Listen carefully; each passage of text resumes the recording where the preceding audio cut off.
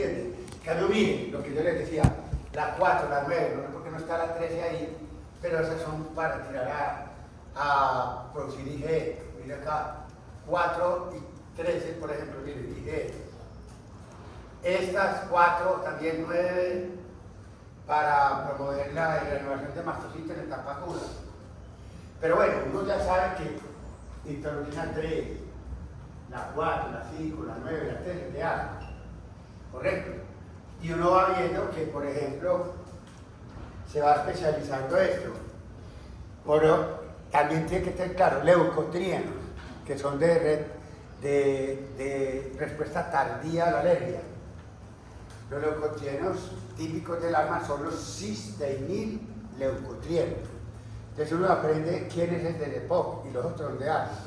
El B4, acuerde que es de EPOC, pero el C4, el CD4, el E4 son cis-deinil leucotrienos que son muy broncoconstrictores y promueven secreción de moco. Eso es típico de asma y ahí la terapia tan famosa antileucotriénica que tienen en el asma, con el Montelukast, con el Tozolukast, pues, que lo único que hacen es pregar a bloquear esa respuesta de leucotrienos, porque los cis-deinil-leucotrienos tienen una buena participación en la respuesta inflamatoria crónica, como la tienen también los eosinofilos. Pero bueno, la típica inflamación que sacan los patólogos en el asma es una inflamación eosinofílica, con muchos eosinófilos reclutados en las vías aéreas. Sin embargo, ha habido un bloqueo con anticuerpos a la interleuquina 5 y produce una disminución marcada de eosinófilos en las vías aéreas y en el esputo. Sin embargo, cuando dan terapia anti-interleuquina 5, que supuestamente es una interleuquina que tiene que ver mucho con el reclutamiento de eosinófilos, pues no, la hiperactividad de vías aéreas no cede. O sea que el paciente no está disminuyendo su hiperactividad de vías aéreas y los síntomas de asma pueden seguir. Entonces ahí se armó el alegato que el eosinófilo no era una célula obligatoria, es fundamental porque cae todos los ataques de asma aparecen, pero podía uno bloquear la interleuquina 5 y sin embargo disminuyendo los eosinófilos marcadamente en vías aéreas, la hiperreactividad continuaba y en muchos síntomas de asma también persistían. Lo que dijeron era que, ¿qué disculpa, Carlos? Pues que los eosinófilos no solo lo llama la interleuquina 5 que también participa la 3, hay el factor de estimulante de las colonias de los granulocitos y monocitos, que es también recluta eosinófilos. Entonces sacaron la disculpa que la interleuquina 5 no es la única, pero le llamaba la atención es que sí disminuyeron mucho los eosinófilos y a pesar de eso seguían asmáticos. Entonces dicen que la participación en asma de los eosinófilos es importante, pero no es obligatoria. Y entonces, que uno puede tener asma aún sin tener eosinófilos marcadamente aumentados. Entonces ahí se armó pues una serie de peleita pues con esa vaina de la papel obligatorio de los eosinófilos. Pero sí es la célula más representativa del asma y es mucho más abundante en las biopsias, en los lavados broncoalveolares, en el esputo. En un ataque de asma encuentran muchos eosinófilos. En el POC, no tanto, mucho más, ya vimos que una célula muy perdida. Neutrófilo. Sí se encuentra sobre todo en los asmas, inicialmente se encontraban las asmas que eran demasiado severas durante las exacerbaciones, pero después hubo en pacientes con ataques leves o moderados de asma que también encontraban neutrófilos, porque a los neutrófilos lo habían rezagado y no más lo dejaban para ataques de asma severos mortales, pero después vieron que sí, los neutrófilos sí participan en el arma y no tienen que ser ataques mortales. Lo que pasa es que los que mueren son los que más estudian. Entonces, obviamente, por ver la causa, les contaban increíbles cantidades de neutrófilos. Usted sabe que muchas de esas células inflamatorias pues son prosecretoras de moco muy marcados. Y en los pacientes que se morían de asma lo encontraban con tapones de moco en las vías aéreas llenas de neutrófilos. Ahí fue que dijeron que los neutrófilos eran un pronosticador de mal, que le iba muy mal al niño, pero después encontraron armas leves y moderadas con neutrófilos en vías aéreas, y la cual no era pues, tan grave. Pero generalmente le habían dicho, neutrófilos igual a armas mortales, pues eso cambió. Entonces los neutrófilos se ha visto también que predominan en armas que son leves o muy moderadas. Bueno, usted ya sabe entonces,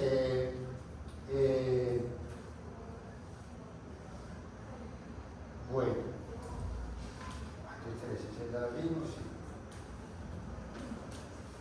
En armas se ha estudiado mucho el papel participante de células que no sean necesariamente las clásicas de la inflamación, como son los leucocitos, sino buscar la participación del endotelio, del epitelio de la vía aérea, que también pueden llegar a un momento a participar en la inflamación por liberar citoquinas. Eso ya lo vimos en el POC. Las células epiteliales en el POC liberan factor de necrosis tumoral, interleuquina 1, interleuquina 6, factor de crecimiento derivado del epitelio, también de paraendotelio. Bueno, ahí hay mucha participación. Pero en asma se ha visto, por ejemplo, que el factor de necrosis tumoral es un buen participador por tratar de estimular, no tengo la gráfica,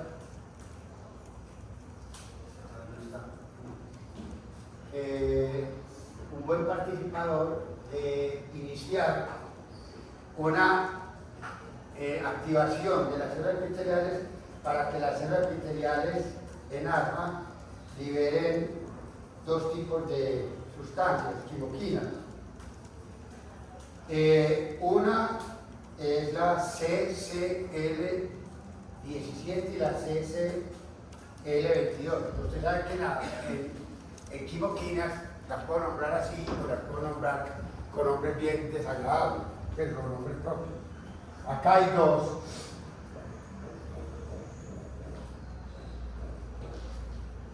Esta es la que llaman, en otras partes lo va a encontrar usted como TARC. Y esta otra la va a encontrar como MDC. Estas dos citoquinas liberadas van a ir a buscar a qué? A un linfocito T, H2. Y el linfocito TH2 tiene acá una antenita receptora, que es el CCR4. Cualquiera de estas dos sustancias, por acción del factor de necrosis tumoral, que hizo que las células epiteliales produjeran estas dos quimoquinas van y pegan el CCR4 y estimulan para que el linfocito haga TH2, todo lo del arma. Pues todo lo que les gusta de la interleuquina del arma, 4, la 5, la 9, la 13, y alborota todo ese lado por esas dos quimoquinas, ¿correcto? Y hubo otra que, por acción también del factor de necrosis tumoral, que le busqué por ahí, y es esta que es que las células epiteliales produzcan eotaxina. ¿Cómo se llama? Sí, CCL1. La CCL11, perdón, esta se llama eotaxina. La producen también las células epiteliales. Se ha visto que la alborota del factor de necrosis tumoral en alfa, en asma, y la eotaxina, esa sí lo que va a hacer es que va a ir a buscar una antenita, pero en los eosinófilos, eosinófilos. Y cuando esa antenita receptora se llama CR3, este es el CCR4. Y esa eotaxina es un estimulante brutal de la activación de la eosinofilia. Eso fueron algunos mediadores que me encontré como más modernos de asma propuestos, que no los tengo en gráfica verdaderamente. Y entonces el eosinófilo va a empezar a liberar interleuquina 5 y ahí empieza más el eosinófilo a participar en la inflamación. Entonces tenemos una buena razón para promover los eosinófilos por acá, y todo eso está afectado por el factor de necrosis tumoral alfa, actuando sobre células epiteliales de la vía aérea. O sea que la célula epitelial de la vía aérea es un respondedor muy bueno a la inflamación del alma. Lo mismo pasaba en el EPOC y no había ningún lugar a dudar de eso, ¿correcto?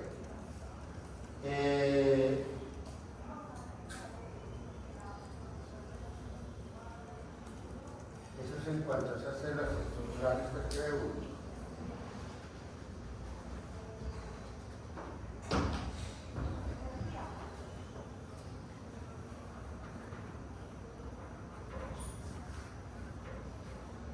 Bueno, aquí vamos a hablar de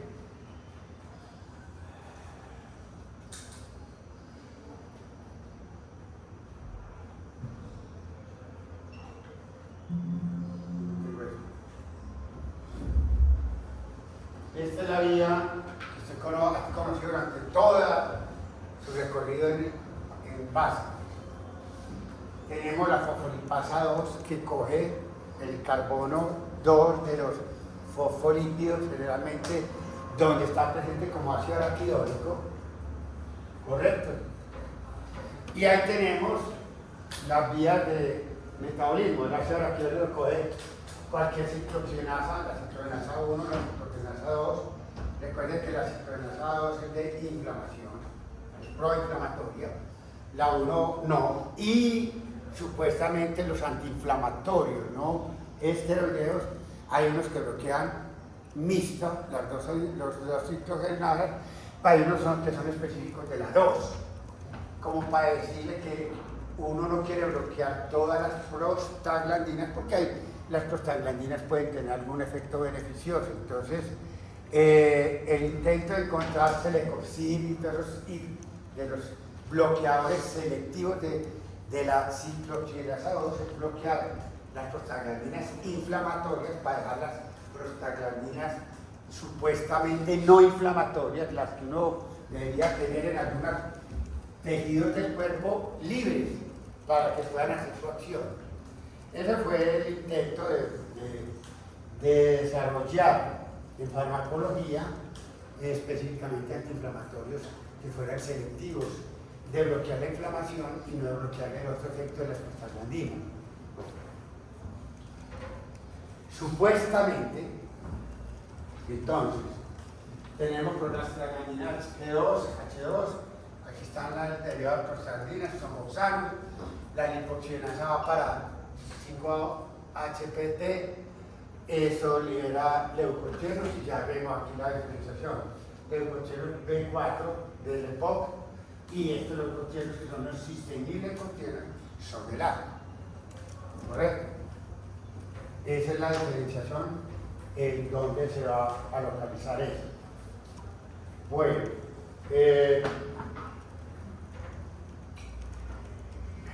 resulta que hay un porcentaje de pacientes asmáticos que presentan asma inducida por aspirina, ¿correcto? Entonces, se creyó inicialmente que era solo el asma alborotada por la aspirina, pero se vio que también la producía otros antiinflamatorios que uno normalmente utilizaba. Y entonces, ¿dónde fue la pelea? Que se vio que los inhibidores de COX-2, como el Celecoxib, y en cambio el ibuprofeno, el meloxicam y todo eso, había peleas. Los que eran bloqueadores selectivos de la COX-2 no les daba arma inducida por el ejercicio. En cambio usted les daba aspirina, que bloquea las dos, le daba ibuprofeno, Motrin, y bloquea las dos, y los pacientes no toleraban el ataque diario. Entonces empezaron a ver que si uno inhibía selectivamente la COX-2, los pacientes verdaderamente no sufrían de ataques tan severos de asma y no sean importantes que podía dar antiinflamatorio. Entonces algunos otros dijeron, demos todos los derivados de salicylpeptide, por ejemplo, acetaminofén. El problema del acetaminofén es que si usted lo da en dosis más bajas de 1 miligramos, sí, pero quien da un doble los dobles de 500 cada 6 horas. Un día le pasa de 1 gramo. Cuando las dosis de acetaminofén eran bajas, los pacientes no hacían arma inducida por ejercicio, porque le decían, es que yo soy alérgico a la aspirina, a mí me da arma, entonces demos el acetaminofén, y hacían ataques con acetaminofén. Entonces se ha visto que el acetaminofén, pues a bajas dosis, verdaderamente no causa arma inducida por ejercicio, por la aspirina. Pero en dosis mayores de 1000 miligramos en un día, había pacientes que también tenían eso. Y hay otros derivados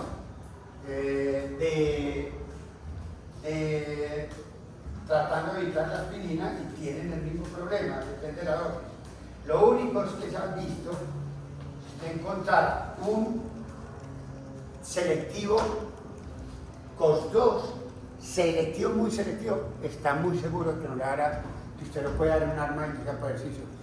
Pero uno se pone a hablar en farmacología y ve que hay unos inhibidores de COX-2 que no son tan de COX-2 solos, sino que también bloquean acá, algo tiene efecto COX-1, como le pasa a uno con beta bloqueadores. Y que son selectivos de los beta-1 y verdaderamente también bloquean algo los beta-2. Y entonces hay la pelea, porque hay que estudiar muy bien un selectivo inhibidor de COX-2 y todos los textos dicen que no tiene problema. Pero tenés que estar seguro de que sea un buen bloqueador selectivo de COX-2 y que no tenga ningún efecto importante sobre la COX-1. Ahora, esto es real en la vida real, o sea, yo vi un inhibidor de ciclooxigenasa y esto se puede tirar para el cochero, eso es normal. Pero la pregunta que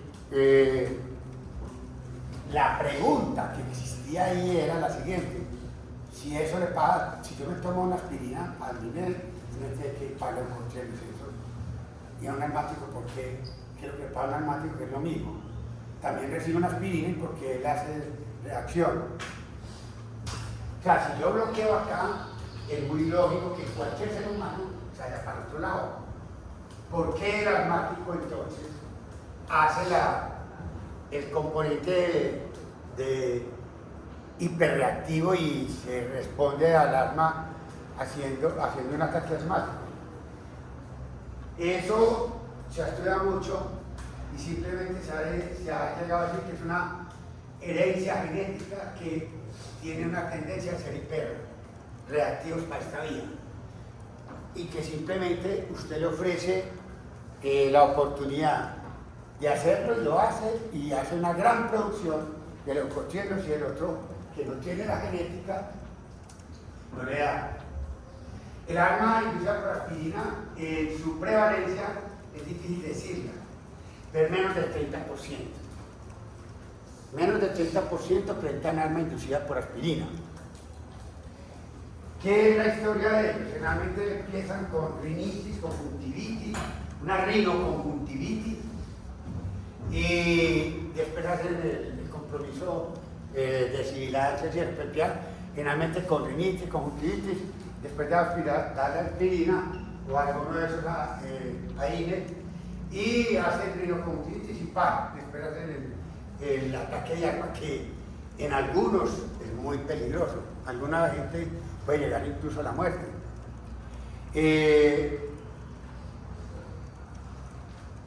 Se hablaba mucho de que era un denominador común los pólipos nasales en ellos, pero más que los pólipos nasales, porque estos son crónicamente que se ha visto en estos pacientes, que presentan más que todo es sinusitis. Más común que los mismos pólipos nasal, el asma inducida por ejercicio se asocia más que todo a sinusitis crónica. Generalmente el asma inducida por aspirina no da el asma alérgica, es más del asma no alérgica. O sea que es de aquella asma que es más peligrosa, que es más severa, que es el asma que nosotros habíamos llamado intrínseca, que era un 10% de los asmáticos, ¿correcto? Y la otra gran preocupación que había con el asma inducida por AINES y por aspirina era si era alérgica o no. Y el 99% de los estudios no implica absolutamente para nada la hemoglobina E. O sea, eso es un arma de un arma no alérgica. Es decir, no se puede implicar una reacción de hipersensibilidad tipo 1 en la que esté participando la hemoglobina E, pegar el mastocito y que tenga que llegar el epítope de que hay acá y de granular un mastocito. Eso, el arma inducida por aspirina, es un arma que todo el mundo apoya, que es más no alérgica que alérgica. Podrá de pronto algún estudio ocasional decir que encontró un asmático por aspirina que le encontró IgE alta, pero es muy raro. O sea que eso, para quitarse uno de la mente, correcto. El otro boleo importante del asma es por qué los asmáticos son tan hiperreactivos. La hiperreactividad en la vía aérea en el asmático siempre ha creado una crisis. Pero el asma, a diferencia del EPOC, tiene una característica muy fundamental. Hay mucha denudación de epitelio, o sea, epitelio que se arranca de su matriz y se cae a la luz. Entonces, cuando vos desepitelizás un epitelio redundante, te va a quedar expuesto las terminales nerviosas del sistema nervioso para el reflejo. Entonces, algunos dicen que los asmáticos son hiperreactivos porque ellos denudan mucho epitelio a la luz, dejando expuesto las terminaciones colinérgicas. Pues claro, cualquier interleuquina inflamatoria va a hipersensibilizar a esas terminales nerviosas. Y cualquier alergeno va a encontrar el nervio ahí desnudado de epitelio y francamente puede hacer un reflejo colinérgico y alborotar una broncoconstricción. Entonces algunos dicen que en muy buena parte es porque el sistema nervioso está hipersensibilizado por culpa de una pérdida de un epitelio que lo deja expuesto continuamente a epítopes alergénicos o no alergénicos o a sustancias inflamatorias liberadas en el asma. Entonces obviamente el nervio se va hipersensibilizando y ya con cualquier estímulo va a responder más que una persona normal. Algunos otros habían querido implicar que era que el culpable de todo esto era el músculo liso. Entonces empezaron a estudiar la respuesta del músculo liso a los relajantes del músculo liso, los beta-2, a favorecer la contracción. Y ahí hubo discusiones muy grandes, pero no concluyentes. Sí se sabe que en el asma hay hipertrofia del músculo liso y que se contrae bastante, pero el causal de eso no se ha podido encontrar bien. Entonces algunos otros, fuera de la denudación del epitelio, dicen simplemente que el músculo liso recibe señales inflamatorias de que fuera de proliferar en tamaño, pues crece, se vuelve hiperreactivo, o sea que se contrae más parte de lo normal. Esa parte es la que es dudosa. Sí hay hipertrofia del músculo liso, pero que en todos los estudios de hiperactividad, cuando usted lo estimula para contraerse y que responda muy fácil a la negación, a veces es difícil encontrar eso. Ya hay un alegato todavía pendiente. El hecho es que sí, los asmáticos, a diferencia de los otros hiperactivos, reaccionan mucho ante cualquier estímulo, mucho estímulo. Y bueno,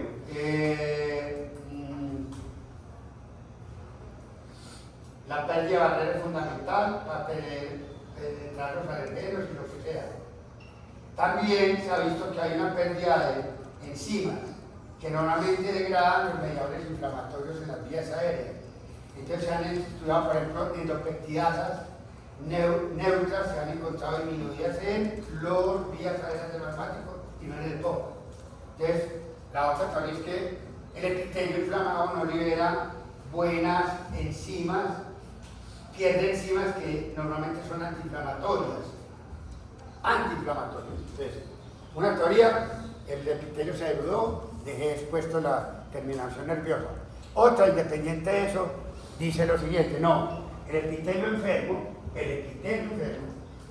inflamado normalmente no es capaz de liberar lo que él, cuando no está inflamado, hace. Endopeptidasas y enzimas que degradan sustancias inflamatorias. Era antiinflamación normalmente. Como el endotelio que es antiinflamatorio, se ha dicho que el epitelio es antiinflamatorio cuando está sano. Pero cuando está disfuncional, como en el asma, se ha visto que las endopeptidasas y otras enzimas que promueven la antiinflamación están deficientes.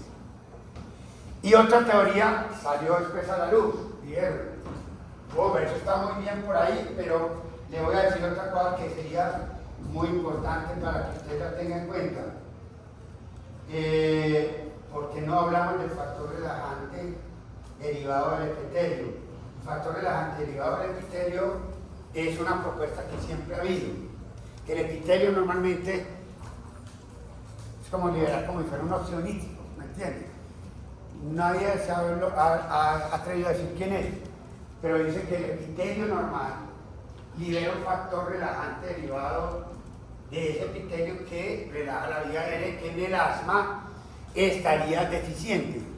Y como él es un relajante, entonces la ausencia de relajante promovería el estado contráctil aumentado. Y esa es otra teoría de por qué son hiperactivos.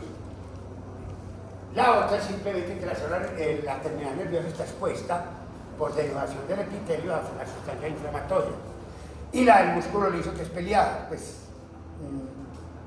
verdaderamente el músculo liso es hiperactivo o está simplemente hipertrofiado. Bueno, eso es lo que han tratado de explicar, muchachos, de hiperactividad de vía aérea en el asmático versus EPOC, ¿correcto? Eso es una manera de ellos proponer ese factor relajante derivado de ¿qué? Del epitelio, ¿de acuerdo?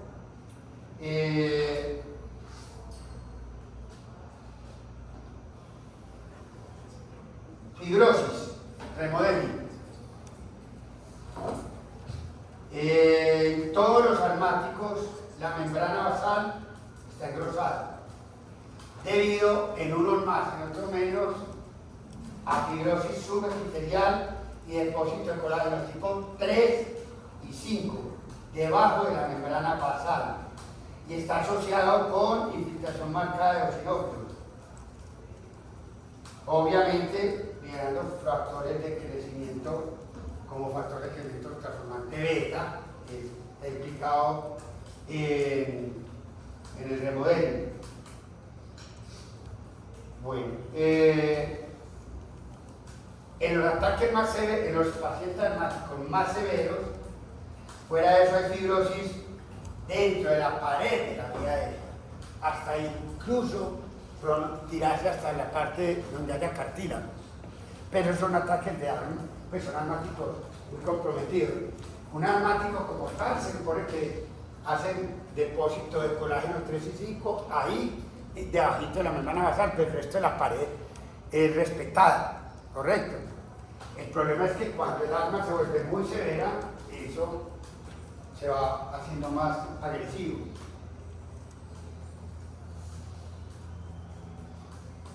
Ese es el cambio irreversible que tiene un asma. Usted lo que trata de hacer con los esteroides inhalados es eso, tratar de frenar el progresivo remodeling de la vía. Remodelar no es solo eso, yo sé, pero, es decir que tiene los capilares están aumentados en número, hay congestión, pues hay célula inflamatoria, hay moco, hay secreciones, pero eso es muy revertible con terapia. El problema, por eso es que cuando uno le habla de remodeling, le tiene que hablar qué cambios hay inflamatorios crónicos en la pared de un asmático. Yo simplemente he hecho énfasis en el remodeling con colágeno porque es el que es dañino y no es reversible. Pero obviamente vos tenés que tener claro que si hay un componente de hipersecreción de moco, correcto. Por ejemplo, la interleuquina 4, yo no lo hice, la 13, son muy grandes productoras de moco. Entonces estos pacientes contribuyen a la obstrucción de los tapones mucosos, obvio que sí. También no es típico únicamente POC. Hay las células goblet o y las califormes y las glándulas mucosas están hipertrofiadas y aumentadas en número, eso es real. Hay aumento en el flujo sanguíneo en las vías aéreas. Eso va a influir sobre el calibre porque es que eso puede, si hay una congestión y hay una salida mayor de pronto de líquido, pues eso contribuye a que haya edema en la pared. Entonces, son cosas que no repara ahora, pero sí influyen sobre eso. El músculo liso en los asmáticos siempre ha mostrado aumento en su cantidad en las vías aéreas. Lo que es en vitro, el problema es que usualmente algunos mostraban una respuesta aumentada a los beta diuréticos y en otros estudios no, eso es la pelea. Pero si hay hipertrofia del músculo liso. Hay fibrosis, como ya dijimos, hay congestión vascular y edema, hay hipersecreción de moco y hay hiperrespuesta de las terminales colinérgicas, ¿sí? Porque están expuestas a inflamación. Tiene una respuesta neuronal más violenta de lo normal. O sea, el control nervioso está alterado ahí. Correcto. Entonces todo eso es lo que llamamos remodeling, pero de ahí, crónicamente, es lo que le para bolas y le da miedo, es el remodelamiento que tiene que ver con la fibrosis, que es depósito de colágeno en esa membrana, la membrana basal en estos pacientes. Entonces, eso es lo que es interesante ahí. Lo otro que tiene que ver con, bueno, hay otras cuestiones. Bueno, asma inducida por ejercicio. Otro fenómeno que usualmente a uno le intentan describir. Bueno, el asma inducida por ejercicio ha tenido una evolución caótica porque ha tenido 20.000 teorías. La primera teoría era de decir muy fácil, los asmáticos al ponerse ese ejercicio, pues obviamente su frecuencia respiratoria y la profundidad del volumen tiene que aumentar para uno intentar oxigenar mejor la sangre y llevarle eso a los tejidos que están pidiendo un consumo de oxígeno mayor. Es lógico que uno hiperventile, lo trate de entrar más días que lo normal en un ejercicio. Pero ¿cuál era el problema? Pues entonces empezamos con eso. Ellos dijeron, al entrar el aire, ¿qué le pasa al ser humano? Hace dos cosas. Primero, lo calienta, porque el aire del medio ambiente está más frío que 37 grados centígrados generalmente. y uno sabe que más bien más o menos de la carina, ya ahí a ese nivel, el aire está acondicionado. Uno de los acondicionamientos que logra es que está a la misma temperatura ya del cuerpo. O sea que si todo a 20 grados, aquí se va a ir calentando progresivamente hasta que llegue a 37. Como frecuentemente en el ejercicio, usted abre la boca, ya se salta la nariz y la nasofaringe como un buen mecanismo para calentar el aire, porque este recorrido que es tortuoso en nasal tiene la ventaja de que como es un flujo turbulento, se golpea fácilmente con las paredes de una fosas nasales que son tortuosas y con cambios de dirección. Al hacerlo uno por la boca, cuando la intensidad del ejercicio es grande, se salta ese parámetro y el acondicionamiento del aire se va a tener que desplazar más abajo de la vía aérea. Bueno, o sea que ya tendrá que participar los bronquios en hacer una labor que ellas normalmente no hacían. ¿Qué pasa con eso? Que estos decían que simplemente el arma, decía por el ejercicio, era eso, que al acondicionar el aire y calentarlo, yo me enfriaba y hacía broncoconstricción por frío. O sea que uno lo lograba era que perdía temperatura en la vía aérea y eso daba un reflejo que nadie había dicho que no haya gente que se la corta arma inducida por frío. Y el frío es broncoconstrictor. Lo que pasa es que en una persona normal el grado de frío para la broncoconstricción es muy difícil. En cambio, el que es hiperreactivo, volvemos a lo mismo, el asmático sí lo hace. Entonces, para ellos es una buena teoría. Después llegó otro grupo de investigadores y replantearon eso y dijeron, no, a mí me parece que lo más importante no es la temperatura, y empezaron a regular la temperatura, pero lo que variaban era el vapor de agua que lo que respiraba en el ejercicio. O sea, ante el mismo ofrecimiento de temperatura, a un grupo le dan una humedad relativa distinta al otro. O sea, para decir que era el vapor de agua la diferencia. Obviamente, la humedad que viene del aire del medio ambiente nunca es la humedad relativa, la que tiene uno adentro, que es de a 37 grados centígrados, es una prenda de vapor de agua de 47 milímetros de mercurio, la que nosotros veríamos. Entonces, hicieron dos grupos, este grupo de investigación hizo la misma temperatura para este, pero humedades relativas distintas. Y ellos que demostraron que los que tenían que acondicionar más el aire, o sea, perder más vapor de agua para darle humedad al aire, o sea, entre más seco entraba el aire, más le daba crisis al asmático. Y peor era el arma inducida por ejercicio. Entonces este grupo sacó la teoría de la humedad del aire que entraba, no de la temperatura. Y se agarraron a golpes casi, pues, porque los otros alegaban y quedaron alegando esto. Correcto. Hubo un tercer grupo que hizo las dos cosas. Controló las dos cuestiones y demostró que la humedad relativa no necesariamente era el causal de que uno reaccionara más que otros, sino que esto fue de otra teoría. Y dijeron que ellos propusieron la teoría del recalentamiento.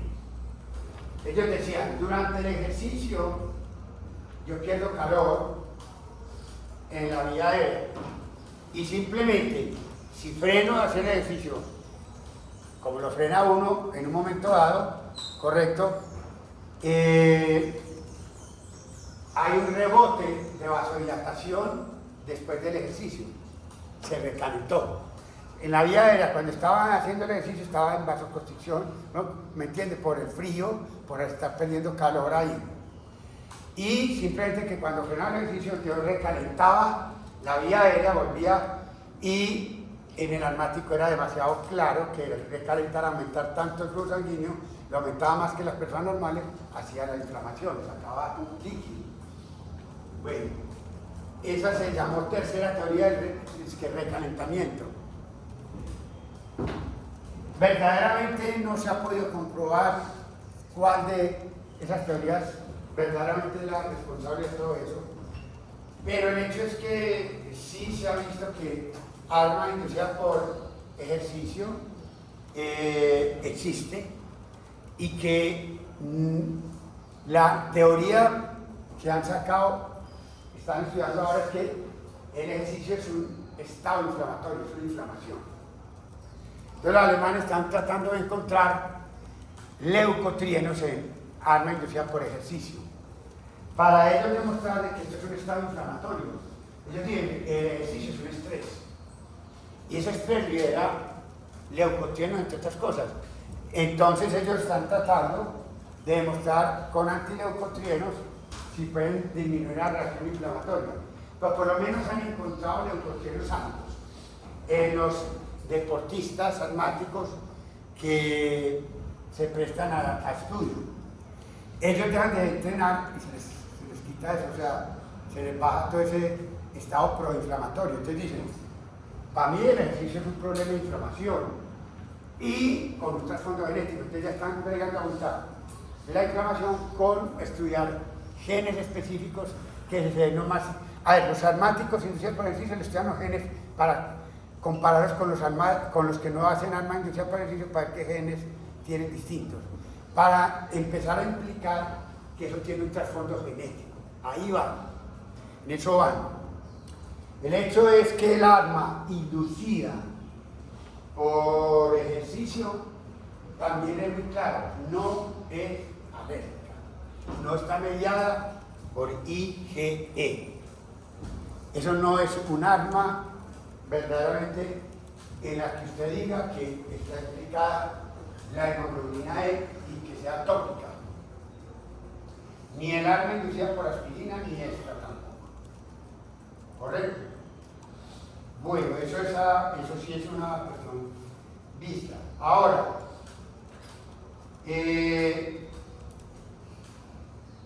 alergenos que alboroten el asma hay demasiado.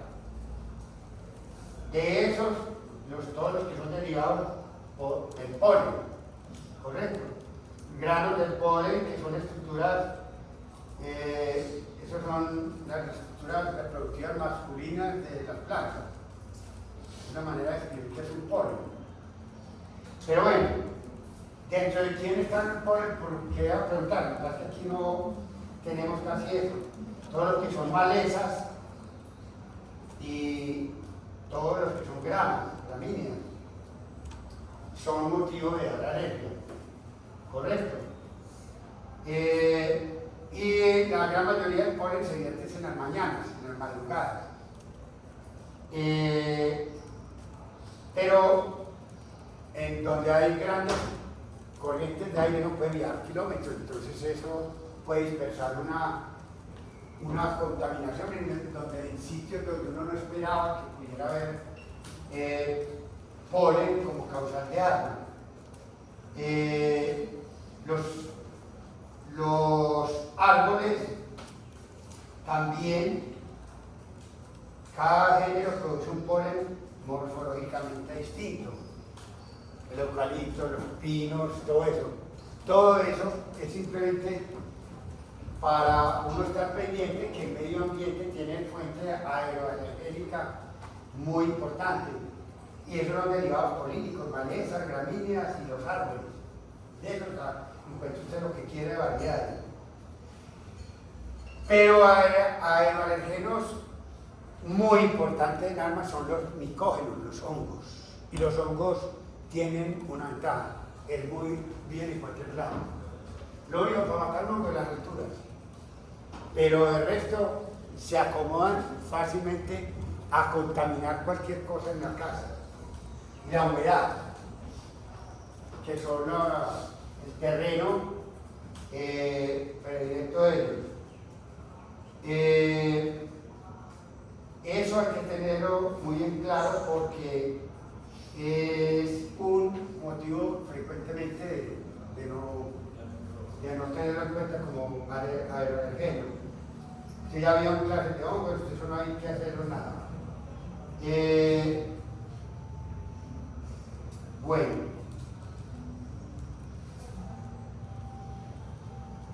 otro que le molestan a uno mucho con eso, los alergenos epidérmicos, la caspa de animales distintas al hombre pueden sensibilizar a una persona a la alergia.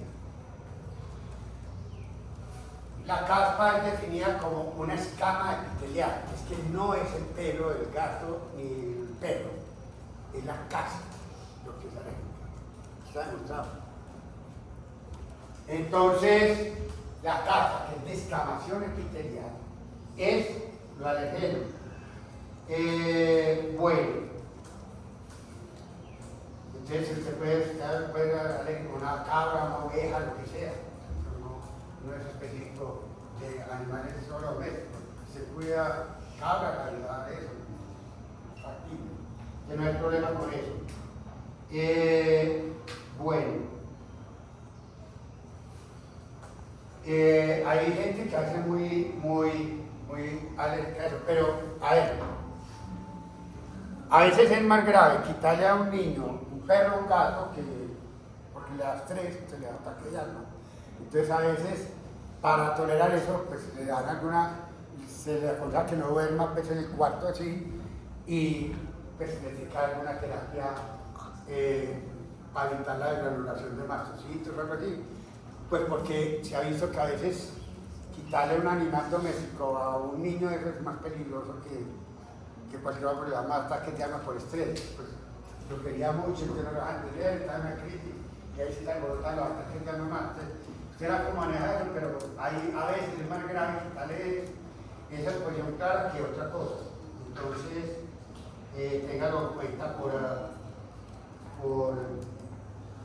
a eso. Bueno, la otra cuestión es la siguiente. Sí, muy bien. Polvo casero, el polvo doméstico. Es la palabra para describir el material que haya en los interiores de las casas domésticas. ¿Por qué está constituido el polvo casero que llaman ahí? Primero, caspa de animales, hongos domésticos, fibras vegetales, partículas de alimentación que hayan quedado en el medio ambiente y fragmentos de insectos y sus queridas secreciones. Bueno, todo eso es lo que se llama polvo casero. Y de eso hay otro que hay que tener en cuenta, que es los ácaros del polvo doméstico. Eso se estudió con el relleno de los colchones, que era una fuente importante de alergenos domésticos. Y se empezó a estudiar, europeos indicaron que el polvo de las casas tenían dos ácaros, que eran de la familia de los dermatofagoides. Y esos han descrito el Pterolysium y el Farinaceae. En todo el mundo se escriben esos dos dermatofagoides. Son ácaros presentes en el polvo doméstico que son muy alergénicos. Pero no solo restringir el polvo doméstico a los ácaros.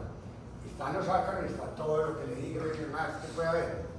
Eso llevó a que había un tiempo, como les dije, un intento de hacer hiperlimpieza.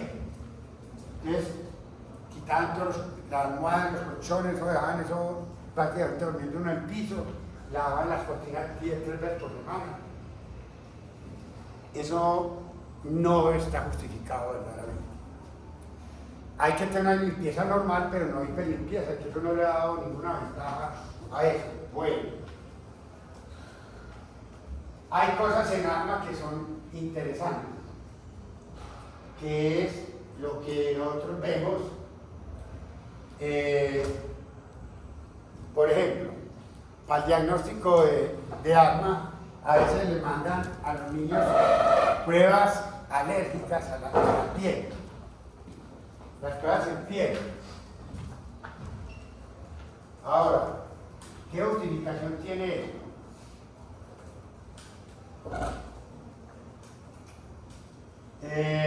Hay dos tipos de pruebas de alergia en la piel que frecuentemente se usan. Una se llama escarificación. La primera es lo que llaman escarificación y la otra, muchachos, se llama intradermoreacción. La escarificación, ¿qué es lo que usualmente uno hace? El que es alergólogo pide, por Amazon, no sé cómo, pide un kit, una cajita que llena de frasquitos, que es lo que llaman el kit de alergias. O sea, uno ¿qué hace? Coge la lista y dice, yo quiero un frasquito que me tenga extractos de hongos, de Periplaneta americana, que es el nombre de la cucaracha de Colombia de acá, porque no es lo mismo, la misma alergia, las cucarachas no es lo mismo, hay cucarachas de cucarachas, entonces uno tiene que coger lo que haya localmente, ¿no? Como eso lo ofrecen para todo el mundo, le ponen unos árboles bien raros, extractos de no eucaliptos, sino de yo no sé qué cosa, pues uno va a pedir eso, entonces uno ve, uno pide los alergenos que más frecuentemente salen por acá, los pide y se los mandan, y hay que refrigerarlos a 4 grados centígrados, y eso en 2 años pierde la efectividad. O sea que si en 2 años el alergólogo no utilizó eso, no vayan de uno que lo utilice frecuentemente, porque es el que tiene los alergenos buenos, y eso pasa con las pruebas de tiroides también, no creas que no. Hay muchas de esas pruebas de endocrino que son refrigeradas, hay que hacerlas con reactivos actuales buenos. Eso pasa con las pruebas con esos frasquitos. Y uno con un frasquito que lo pierde 20 brazos, usted en una cajita, en 2 años, si no le da buen uso, se pega su golpe económico bastante interesante. En todo caso, ¿qué hace uno? Bueno, usted ya tiene su kit elegido, y yo voy a la consulta de alergias, y la mamá le dice, o el paciente, si es adulto, le dice, yo creo que es muy alérgico a esta cosa, es que siempre coge allá antes. Uno escoge más o menos por historia de que se queja es que le da alergia, ¿correcto? Y entonces, si sale bueno, uno ¿qué le hace?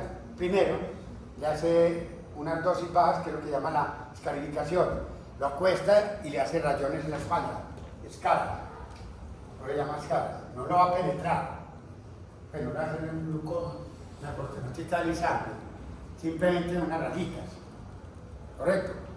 Y acá coloca una gotica del que va a usted usar, ¿correcto? La ventaja de las patas que puede ser varios ¿pero entienden?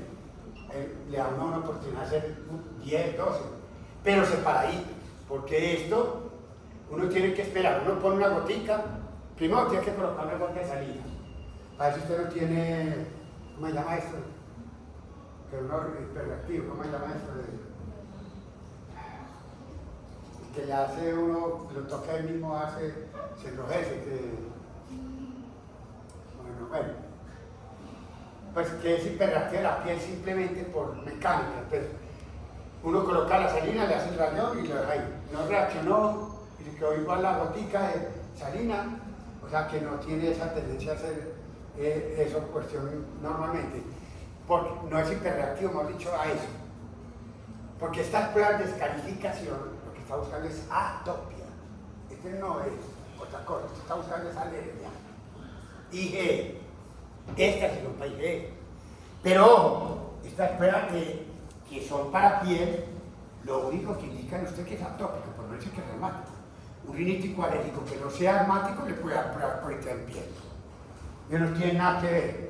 Ahora, que uno ve que frecuentemente los asmáticos tienen pruebas reactivas a piel, sí, pero no puede decir al revés, que todo que tenga reactivo a piel es asmático, eso sí no es verdad. Posiblemente muchos asmáticos tienen reactivo a piel.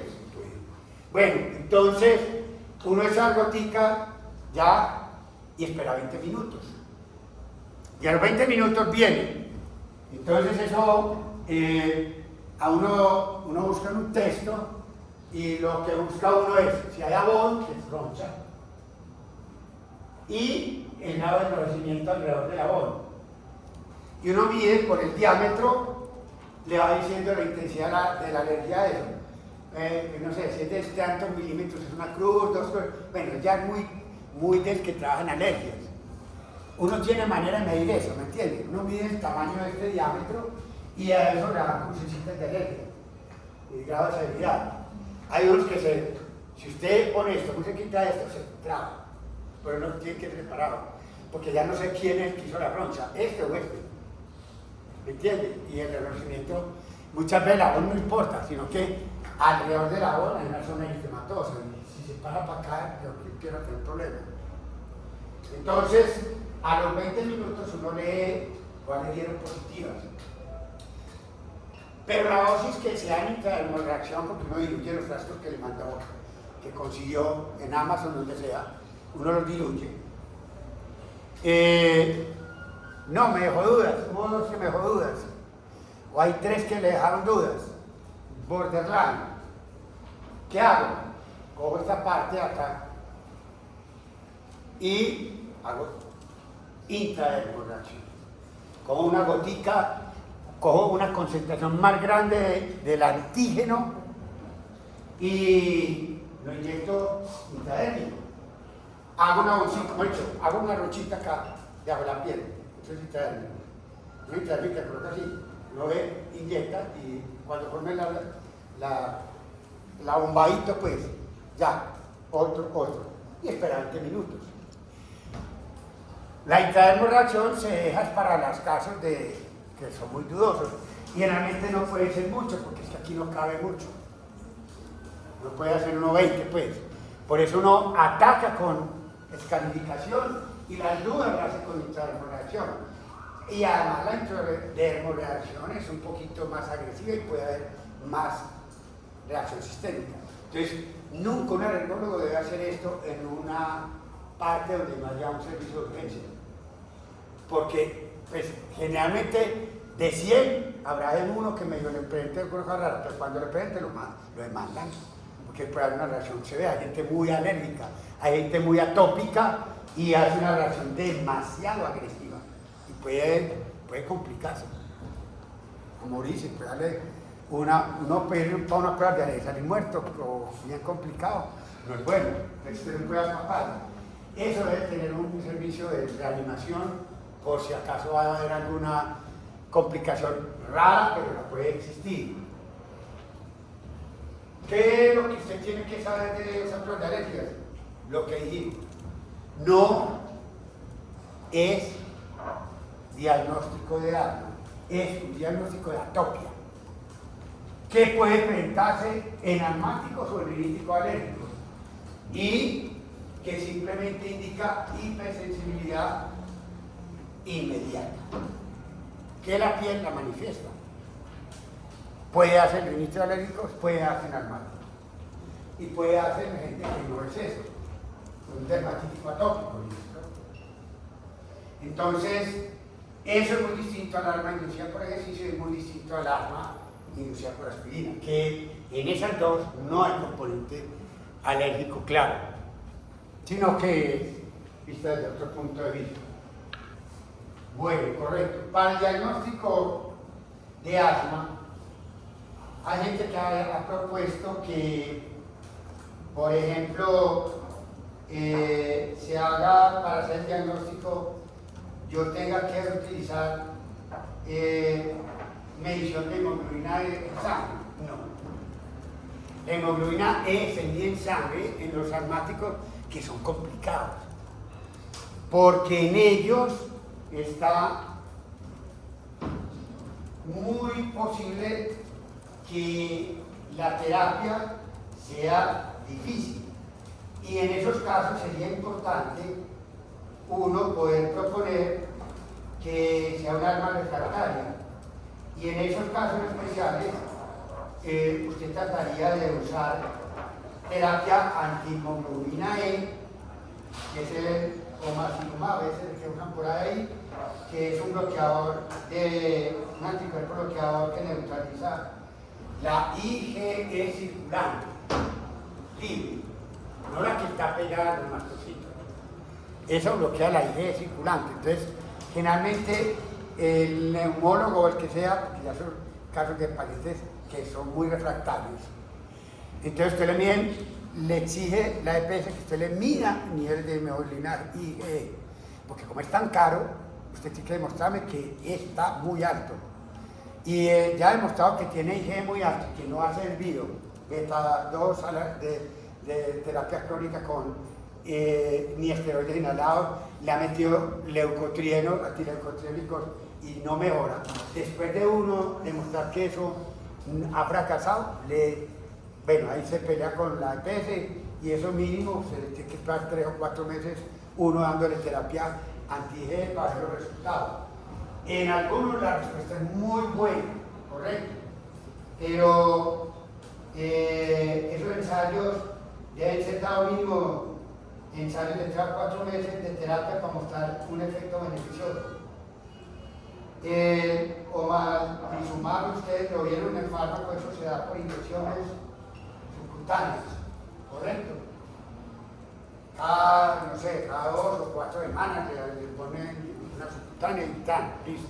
Y usted evalúa con el tiempo. Es una terapia cara, muy cara, y por eso no es fácilmente asequible a eso. Pero no quiere decir que me le dije a todos los pacientes para hacer diagnóstico de algo.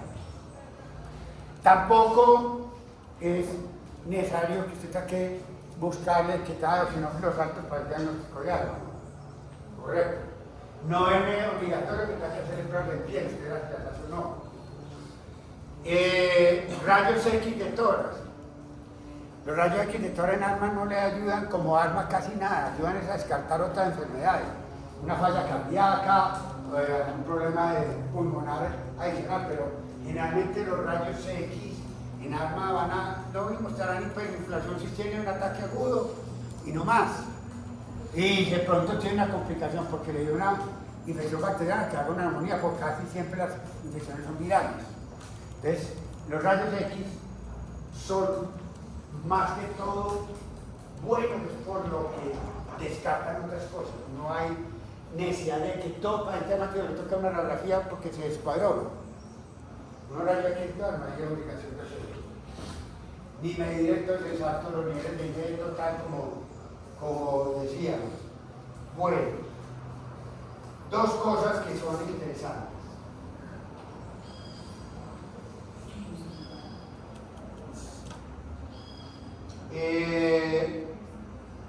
Usted tiene que orientar entonces, pacientes. La terapia broncodilatadora, que es la que llamamos para el ataque agudo, y los otros son lo que llamamos, ustedes vieron el farmacología, la terapia controladora. ¿Correcto? ¿Cuál es lo fundamental de esto? Los beta 2 promueven la eliminatociclasa, AMP cíclico, PKA, nosotros vimos durante todas las básicas que eso es un relajante del músculo liso. Y esa es la acción de los LABA y los SABA, pero adicionalmente a eso, lo que no le dicen a uno el mecanismo de acción es que hay efectos adicionales no broncodilatadores que pueden ser clínicamente útiles. Primero, inhibidor de la liberación de la granulación de los mastocitos. Eso disminuye la inflamación. Y la otra ventaja de los beta 2 es que desensibilizan las terminales nerviosas colinérgicas que estaban hipersensibilizadas por estar expuestas a tanto inflamatorio. Estoy hablando de los efectos no broncodilatadores que ofrece ¿quién? Los beta 2. ¿Correcto? Bueno,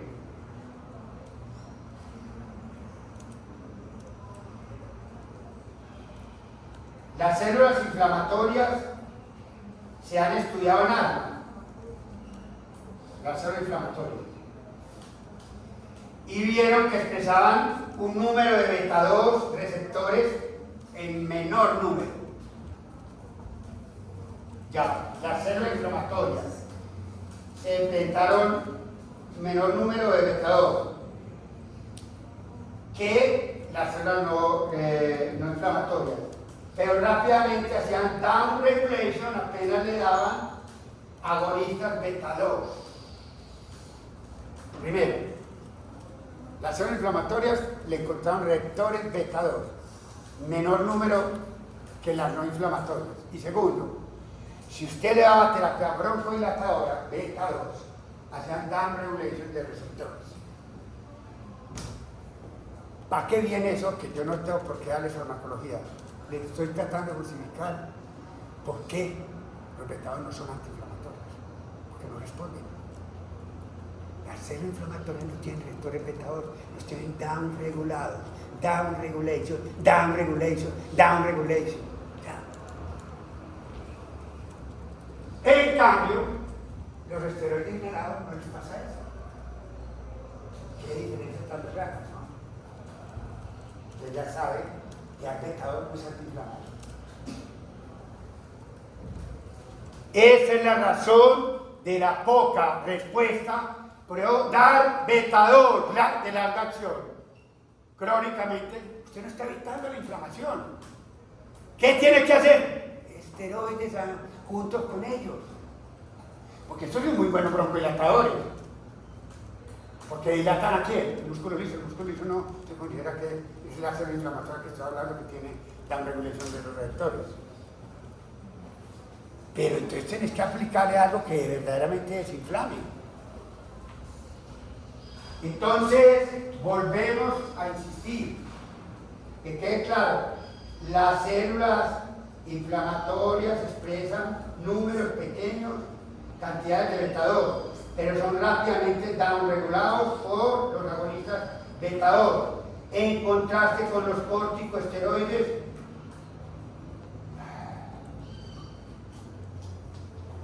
Y entonces no hay efectos en las células inflamatorias, en las vías aéreas, y no hay reducción de la hiperreactividad franca que presentan estos pacientes por eso.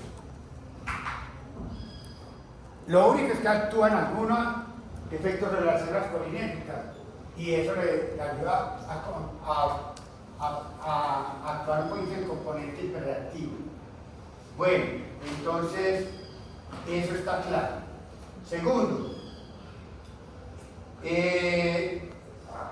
anticolinérgicos. ¿De dónde viene eso? Pues ya sabemos que las terminales colinérgicas son vagales, son del parasimpático, y el parasimpático en pulmonar da broncoconstricción. De hecho, nosotros veíamos que cuando inspirábamos normalmente mandábamos una señal para eliminar el vago y que uno pudiera abrir más la vía aérea. Eso es lo normal. En esta terapia anticolinérgica lo que buscamos es bloquear el vago como tal, el parasimpático. Los antagonistas de los receptores muscarínicos, ahí están el bromuro hipatropium, correcto, y todo ese grupo de anticolinérgicos. Son mucho menos efectivos que los beta 2 en asma. Eso está comprobado. Mucho menos efectivos. ¿Correcto? Porque son mucho de más amplio espectro en la broncodilatación, los beta 2, que estos que solo bloquean el vago, el componente parasimpático. ¿Correcto?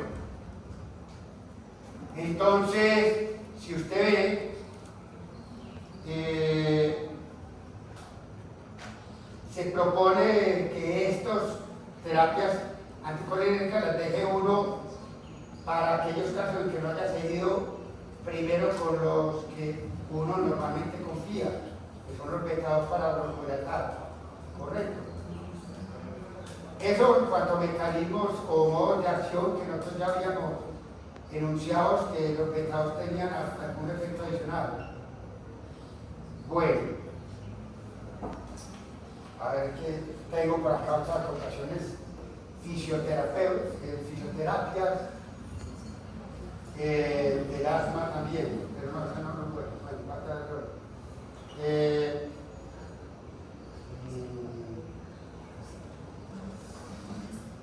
Bueno, vamos para otro.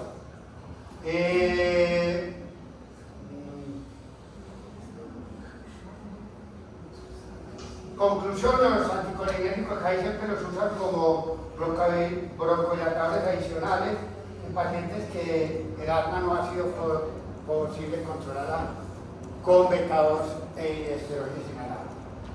Vamos para el alegato de otra que es interesante. Teofilina. Ya sabemos que la teofilina a altas dosis es tóxica. Pero nosotros lo que necesitamos de la teofilina es rescatarle su valor como dosis bajas de teofilina. ¿Por qué? Por lo mismo que le dije en EPOC, porque es un estimulante de la histona desacetilasa. Y a bajas dosis, en los europeos ha dado espectacular resultado en armas que no se pueden controlar. Colocan el beta-2 de largación crónicamente, el esteroide inhalado, no sé, le agregan dosis bajas de teofilina y tiene una respuesta muy buena. Entonces, tenerla en cuenta como un armamento adicional en caso de que usted se va viendo embalado, que la dosis baja, ¿correcto? Tiene efectos antiinflamatorios exactamente por estimular la histona desacetilasa, que es un mecanismo fundamental y crítico para controlar la inflamación. ¿Correcto? Bueno, eso como el resurgimiento como de la teofilina, como tal. De lo clásico de los esteroides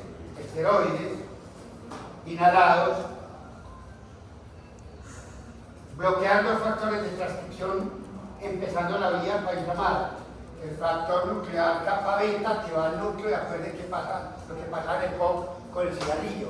Bloqueaba el inhibidor, quedaba el factor nuclear kappa beta libre y encontraba un DNA, correcto, acetilado, con las patas abiertas, y se metía el factor nuclear kappa beta a hacer liberación de interleuquinas. Eso también pasa en armas. Entonces, por eso, lo que se intenta es bloquear el factor nuclear kappa beta y otro factor de transcripción, que es el AP1. No sé, no me acuerdo de la traducción de ese. Pero bueno, el hecho está que escribe así, AP1. Bueno, lo que sí es claro, que fuera de bloquear esto, está muy claro que los esteroides inhalados, escriban, como mecanismo de acción adicional, ¿correcto? Activan la histona desacetilasa, ¿correcto? Reclutan histonas desacetilasas para favorecer la antiinflamación, porque la histona desacetilasa va a desacetilar el DNA, lo va a cerrar y va a evitar la entrada de estos dos factores de transcripción, el AP1 y el factor nuclear kappa beta. Entonces no va, el factor nuclear kappa beta y el AP1 tienen que encontrar el DNA abierto. La desacetilación, ¿qué hace? Quitarle acetilo del DNA. Entonces, al quitárselo, cierra la doble hélice, no encuentra fácilmente la reacción promotora para poder unir esos factores de transcripción y entonces yo estoy desinflamando. Ese es el verdadero mecanismo de acción de los esteroides en armas. Y eso sí está comprobado que sirve verdaderamente en forma brutal para que lo tengamos en cuenta.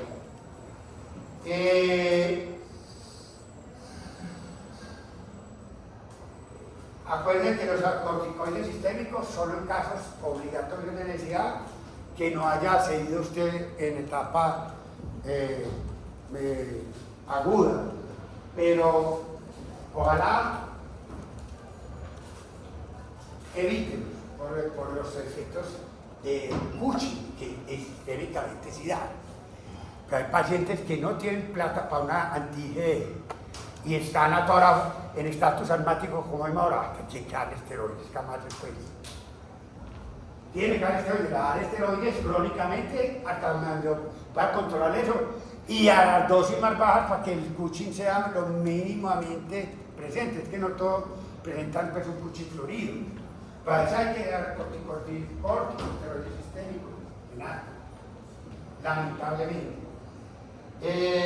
Antileucotrienos, ya saben que los cisteínileucotrienos, como el Montelukast, el Zafirlukast, todo eso son antileucotrienos que tienen beneficio en el alma, pero son mucho menos efectivos que los corticoides inhalados. Que quede claro, eso es terapia controladora, pero una terapia controladora mucho más mala que los esteroides inhalados.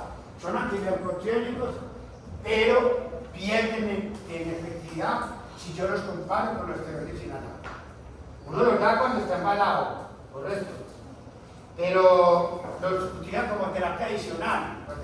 Tiene esteroides inhalados, tiene metador de largación, no sirve, y le meto un antileucotrieno, empiezo a combinar, ¿me entiendes? Baja dosis de teofilina. Uno tiene herramientas de ataque para controlar y va juntando cada vez más de acuerdo a la gravedad del caso. La ventaja es que me pueden dar 1 o 2 veces al día, pues durar 12 horas, eso no es fácil. Son utilizados como terapia adicional en pacientes no controlados que no se va a casi control. Y otro alarido de la moda que ya perdió son las cromonas, eso es muy malo, nada. Yo no es como glicatozoico, todos esos que son evitadores de la granulación de mastocitos, eso tuvo un efecto importante en AMA, pero porque eso casi no da un efecto colaterales secundarios, casi nada, entonces lo utilizaban, pero la efectividad de eso no ha sido verdaderamente buena. Entonces, esa es otra manera de... Son seguros, pero las dosis de esteroides bajas inhaladas suplantaron las hormonas. O sea, nadie da hormonas sin dar esteroides. Primero va a dar los esteroides inhalados y pues si no le sirve, esa vale. Lo otro es la terapia, ya que habíamos visto, la terapia que no es con esteroides, que están la inmunoterapia, la inmunoterapia es desensibilizarlo a uno con dosis de lo que es la alergia. Por ejemplo, si yo fuera alérgico a algo, me dan dosis bajitas, las vacunas. A uno que hace un alergólogo, le hace el diagnóstico, después lo enruta para vacunarlo. Y lo vacuna económicamente muy bien, porque eso es un negocio muy bueno. 2 años de vacuna mínima. Entonces uno empieza cada 15 días, una dosis. Después se pasa cada mes, después cada 2 meses. Y cada visita es una buena revisión y otra inyeccióncita, ¿correcto? En los atópicos, en los mejores estudios, 60% de respuesta después de 2 años. Usted quiere decir a una mamá después de llevar a un niño varias veces a vacunación, que puede en máximo responder un 80% en los estudios más optimistas, y nosotros dicen que 60%. Pues uno perder plata 2 años para que le digan que no le envió, así sea un 20 o 40% que no respondan, no es bueno. Entonces las vacunas casi nadie es juicioso en hacerlas. La gente sí se hace muchas pruebas de diagnóstico, escarificación e intrahemorragión, pero ponerse en ellos a vacunar nada más, cada vez te quitan. A no es de que tenga respuesta aguda. Y bueno, ahí sí, yo que mi niño se mejoró, yo lo llevo cada rato, Pero si no hay respuesta muy rápido, la excepción es mayor que lo que uno esperaría de respuestas con él. Entonces, no sé, eso es una crisis. Correcto. Ya llevo como 2 horas, ya, acabemos. Ya acaba de tener tiempo y fuera una vez íbamos a hacer una hora, así yo. Me dio ya nomás. Ya, feliz. Si quieres ir. Bueno, entonces, muy bien.